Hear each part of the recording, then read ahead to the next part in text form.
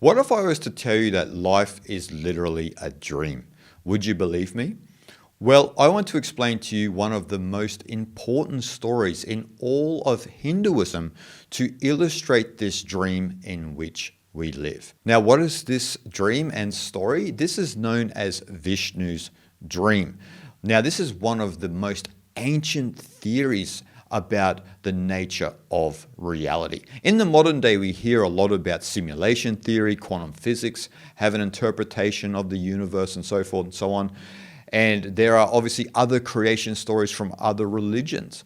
But this theory and story about Vishnu's dream is one of the most mind-boggling stories you'll ever hear. One of the most mind-boggling interpretations of the world that we can conceive of. Now, before we get into what the dream actually represents to us, we have to set the scene about this story, right? Now, I want to show you one of the most ancient images and explain to you what this image actually means in relation to Vishnu's dream. Now, first you'll see in this image, you'll see Vishnu resting on a serpent bed.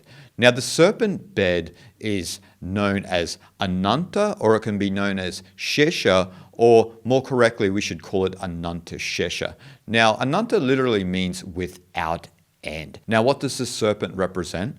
This serpent represents the eternal nature of time. Now, as you'll see in the image, the serpent, Ananta Shesha, is floating on the cosmic ocean or the cosmic waters, or in other descriptions, it'll be an ocean of milk, right? So it's either an ocean of water or an ocean of milk, whichever way you want to go. But this cosmic ocean is known as Kshira Sagara, which is actually not a physical ocean, obviously, but a representation of the cosmos itself. And so we don't want to think just in the terms of a sort of a literal cosmos, but rather it's a symbolic space where the universe exists in a potential unmanifest form before being brought into being. So it's where all of the potentiality of the universe comes from, this symbolic space, this ocean of Kshira Sagara. And so the manifest world,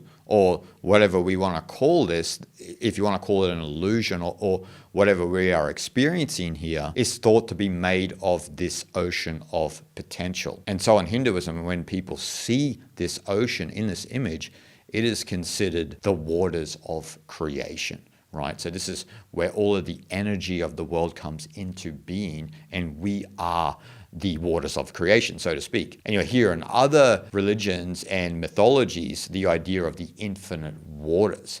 And a lot of them come from actually this ancient image of Vishnu dreaming. And so next in this image, we see Brahma is born of a lotus out of Vishnu's navel, right? And so Brahma, the creative principle of the universe, not Brahman, the ultimate reality, but Brahma is the creative principle of the universe. Now, Vishnu here is a representation of Brahman, the ultimate reality. Remember, this image comes from the Vaishnava tradition of Hinduism, not the Shaiva tradition, but the Vaishnava, where Vishnu is the ultimate representation of Brahman. And, in Shaivism, Shiva is the ultimate representation of Brahman. But here, Vishnu, as Brahman, is the ultimate reality, and Brahma, the creative principle of the universe, is born of a lotus out of Vishnu's navel. And you'll see also in this image, Vishnu's consort, Lakshmi, is massaging Vishnu's feet and legs, right? And so you have the feminine principle there as well in this divine realm. And to get back to Brahma, Brahma comes out of the navel and uses all of the energy and substance of that primordial realm to bring creation into being, right? So we talked about the cosmic ocean, the Ananta Shesha, the serpent bed, and Vishnu himself, right? And so what happens here is, as Vishnu is sleeping and as he dreams, Brahma is born out of the navel, as I said, comes into being, this creative principle, and opens his eyes and brings all of this manifest world into creation, based on the unmanifest nature of Vishnu, right, as a representation of Brahman. Remember, in this sense, Vishnu is a representation of Nirguna Brahman. Nirguna Brahman here is Brahman without qualities. And as Brahma opens his eyes, he brings the Saguna Brahman realm into reality. Saguna Brahman is Brahman with qualities. And so in this sense, this is Vishnu in the manifest world, the world that we experience, right? And so that's the scene of creation that I've set for you, right? Based on that image. This is the scene based on Vishnu dreaming. Now, what does that mean? Vishnu is dreaming the world into existence. Now, it's not as simple as that, and I'll explain why it's not that simple, right? But what we have here, as Brahma opens his eyes, he brings the world in creation, right? And so the universe itself goes through a process of creation, preservation, and destruction. Now, this is the heart of the trimurti of gods in Hinduism, right? Brahma, the creative principle, Vishnu, the sustainer or the preserver of the universe, and Shiva as the destroyer. Now, so we go through this passage of time where at the moment we are in the age of Vishnu, so to speak, where the world is in a stage of preservation, right? But it will eventually go into a stage of destruction. Now, this is mapped through the world age doctrine of the yugas. Now, the yugas are based on two kalpas, right? Now, two kalpas are basically a day and night of Brahma, right? The creative principle. Remember, Brahma opens his eyes, right? And so one day of Brahma is 4.32 billion years. Now, a whole day and night of Brahma is 8.64 billion years, which is mind-boggling to think about, right? That sort of length of time. You know, we only get, if we're lucky, 100 years in this world. And now we're talking about a day of Brahma being 8.64 billion years, which is a long, long time. And so we look where we are in correspondence to that yuga system of the two kalpas. We are still spiraling up in this process of the yugas, right? And so our existence is spiraling out. And so we're moving out. And this is, you know, in relation to this, they often call it the breath of Brahma too, right? So Brahma breathes out and breathes the universe back in. So there's this expansion and then the contraction of the universe, right? And so that's why when we look at time, our life appears to be sort of in this linear fashion. We're moving out, we're getting older, and then we die, and then we'll be reborn again into another life, and the universe seems to be going in this direction. Now, one of the mind-boggling aspects of this theory of time, according to this story, is that when it begins to contract, when we go into a night of Brahma, that life begins to go backwards or in reverse, which is kind of hard for us to understand in a sense, because we are of the opinion that we are born and then we go to death, right? So this is a real interesting way of looking at it when we look at it from this, because we become almost like Benjamin Button, if you know the movie, where Benjamin Button's life is in reverse. He starts at old age and then he goes back into birth. Now, from this understanding, when the life begins to contract, we'll begin to live our lives that we have, in reverse. But it will appear to be completely normal, which is kind of an insane way of thinking, right? So death will be birth and birth will be death, so to speak. And so, which, if we look at it from sort of a metaphorical perspective, we're going back into the womb of existence, right? And so that's what a lot of people postulate will happen when we step into a night of Brahma. Now, that may not happen. It's just a theory, but it's related to this story of Vishnu's dream.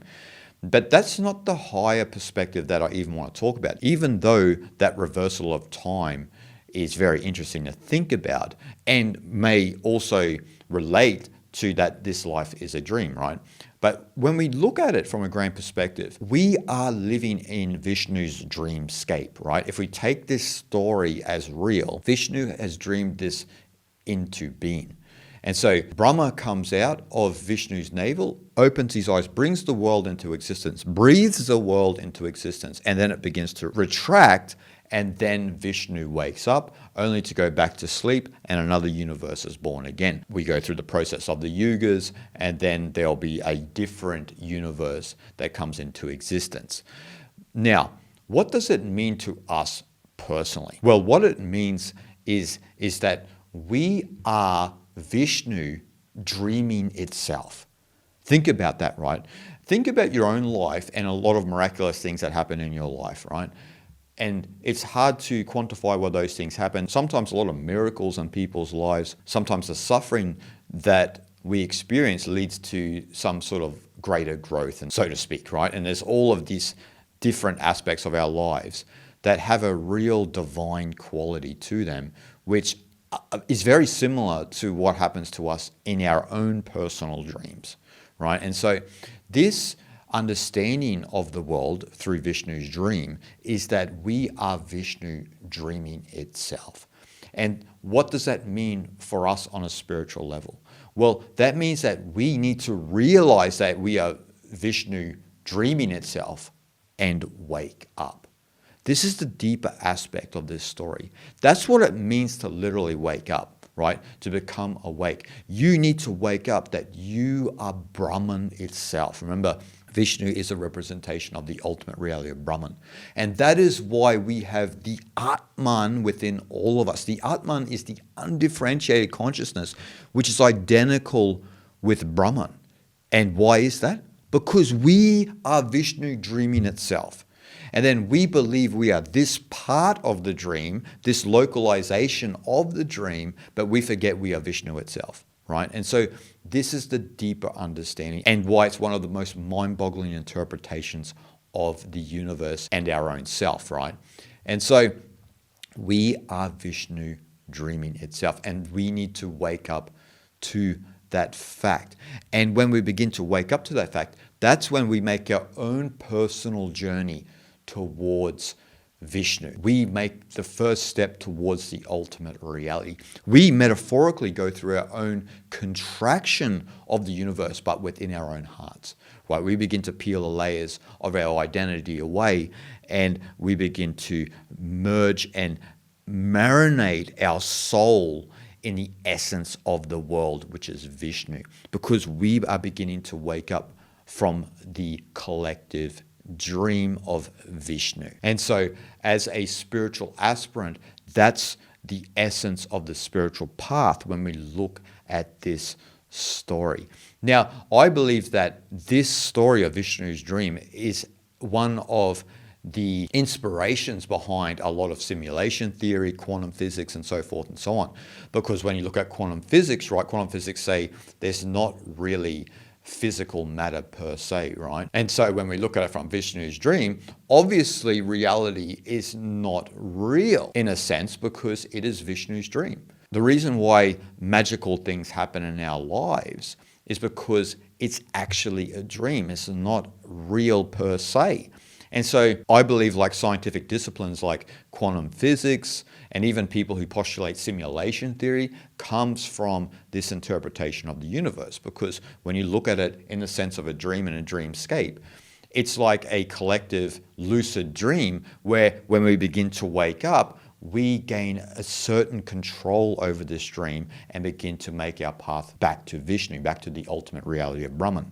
But we need to wake up that it's sort of a collective lucid dream, and we can begin to wake up and wake others up. And the more we continue to wake people up from this collective dream, the more we'll bring harmony and peace into the world, because we will be going through our own personal retraction, our own personal inhalation of Brahma instead of exhalation, our own personal inhalation. We'll begin to close our eyes and go through our own personal destruction, our own personal path of Shiva. But here, the path of Shiva is the deconstruction of the identity and the persona system, which allows us to abide as that, as the ultimate reality of Brahman, which is Vishnu. But we have to wake up from Vishnu's dream to realize that we